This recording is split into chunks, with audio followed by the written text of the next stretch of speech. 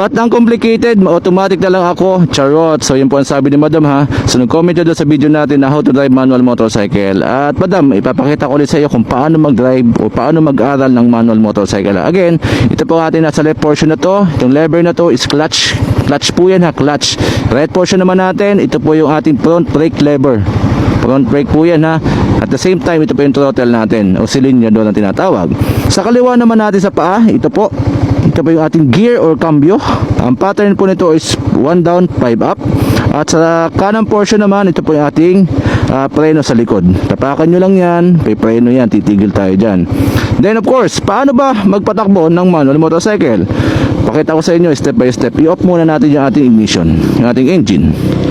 So sakyan yung motorcycle nyo, make sure marunong kayo mag-balance. Kasi hindi ko po nirekomenda na hindi kayo marunong mag-balance kapag mag-aaral kayo ng manual motorcycle. Dapat marunong po kayo mag-balance. Kasi yung manual motorcycle kasi medyo mahirap i-drive yan. Complicated nga sabi ni Madam, diba? I-on natin yung ating ignition. Yung iba disusi. Itong akin ay keyless na po yan. Then of course, may kickstart yung ibang motorcycle at push button. Ito kasi Sniper 155 is wala siyang kickstart, push button lang siya. I-on natin push button natin, i-on natin ang engine natin. Then, ano ang next na gagawin natin para tumakbo ang manual motorcycle? Hindi natin pwedeng unahin yung throttle. Hindi tatakbo yan. Kahit pihitin nyo ng pihitin, hindi tatakbo yan. Ang next natin gagawin para tumakbo ang motorcycle, mag-clutch tayo. Diba nabanggit ko siya kanina, ito po yung clutch. Pigayin natin yung clutch. Clutch, yan o, nakapiga na yung clutch. Ang next nyan is yung ating gear o yung cambio natin. Since ang pattern po ito ay 1 down, 5 up, yung 1 po nyan, pababa, is first gear. Alright, pasok natin. Alright, pumasok na, first gear ha. Huwag nyo munang bibitawan yung clutch ha, hanggat hindi pa kayo tumatakbo. Kasi magkakadyot yan, mamamatay yung engine natin. Next natin gagawin, hawakan natin ang throttle natin. Alright. Habang naka-clutch tayo, hindi natin binibitawan, kahit pigayin pa natin yung throttle natin, hindi pa rin tayo tatakbo. So, kailan tatakbo ang motorcycle? Kapag dahan-dahan mong binitawan yung iyong clutch at the same time dahan-dahan ka nagto-throttle. Pakita ko sa inyo ha.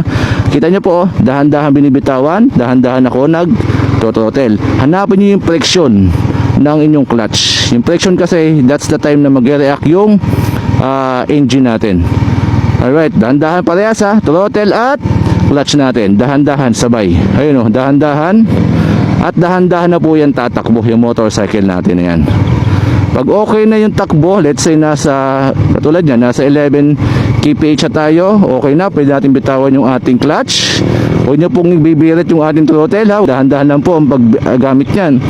Pwede na po tayo mag second gear. Pag mag second gear po tayo, clutch tayo, then pataas naman yung ating cambio. Pataas, yun o. Pataas, pumasok yung second gear, same thing. Dahan-dahan natin bitawan. Ito sa mga beginner lang ha. Kasi as the times go by naman, lagi kayo pa-practice, makukuha nyo yung proper timing.